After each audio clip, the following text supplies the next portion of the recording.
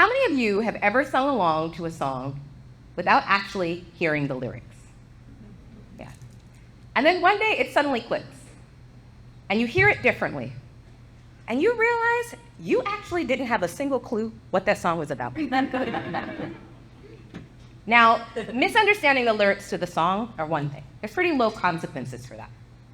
But consider for a second what would happen if it was no longer a song, but a phrase. One that you have heard so many times over the course of your life, you never even stop to question it. What happens when that phrase starts to unravel? This is where curiosity steps in. Curiosity gives us permission to stop and ask, where did that thought come from? It challenges us to see the world through fresh eyes, to reconsider what we thought we always knew, and to expand our thinking. And so tonight I'd like to leave you with 3 lessons that I've learned from practicing curiosity. And the first is, curiosity challenges the narrative. A friend once said to me, "Girl, you know Black people don't swim." And that's something I have heard in the past before.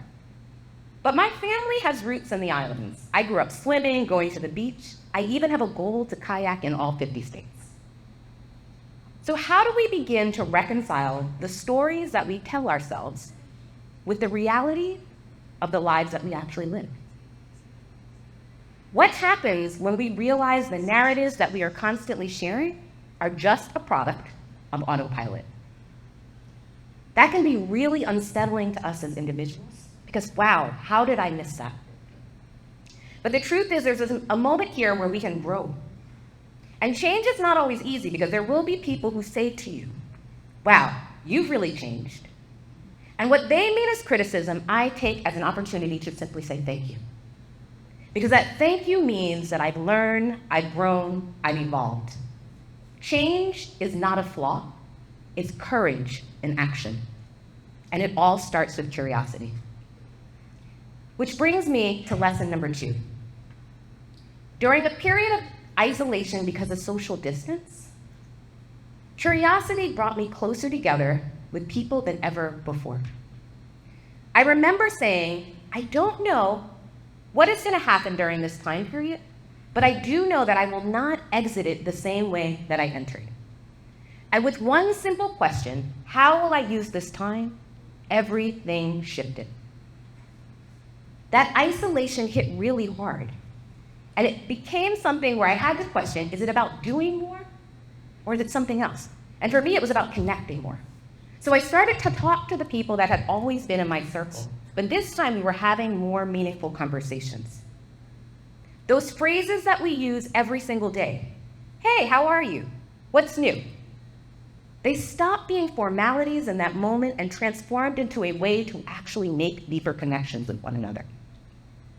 I found myself changing also, because I stopped asking what people were thinking and started to really focus on how they were thinking and why they felt the way that they did.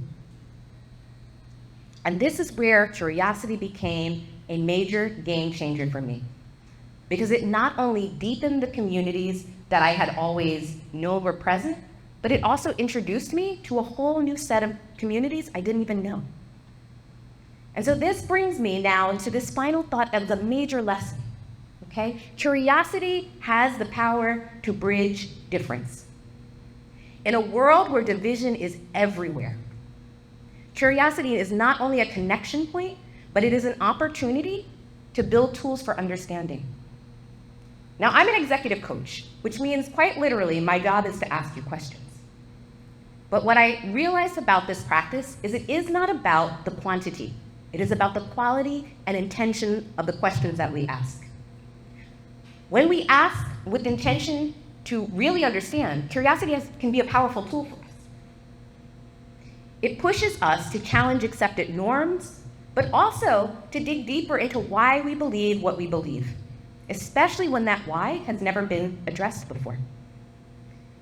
It's easy to assume that the other side is wrong when we don't understand their perspectives. But if we ask questions with intention, we have this opportunity to begin to see that we have shared values under the surface. So I'll close by saying that this was never about asking you to change, but rather it is an opportunity for you to assess if the values and beliefs you hold today are actually the ones that are in service to who you want to be, both now and in the future. And so I encourage you to keep asking, keep listening, and keep pursuing, because that's a melody worth singing. Thank you.